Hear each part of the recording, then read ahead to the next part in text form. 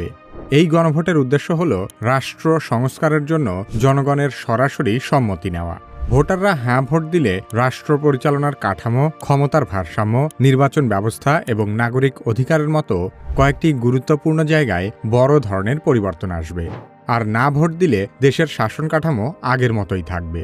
অন্তর্বর্তীকালীন সরকার জনগণকে হ্যাঁ ভোট দেওয়ার জন্য ব্যাপক প্রচারণা চালাচ্ছে, কিন্তু এখনো দেশের অধিকাংশ মানুষ আসলে জানেই না আগামী গণভোটে হ্যাঁ ভোট দিলে কি হবে আর না ভোট দিলে কি হবে। হ্যাঁ বা না ভোটের পক্ষে বিপক্ষের বিষয়গুলো নিয়েই আলোচনা করা হবে কি কেন কিভাবে এই পর্বে।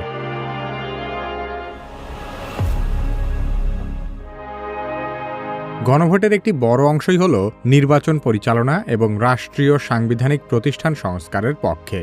সে কারণে গণভোটের ব্যালটে হ্যাঁ ভোট দিলে যেসব বিষয়ে পরিবর্তন আসবে সেগুলোর মধ্যে অন্যতম হল তত্ত্বাবধায়ক সরকার, নির্বাচন কমিশন এবং সরকারি কর্মকমিশন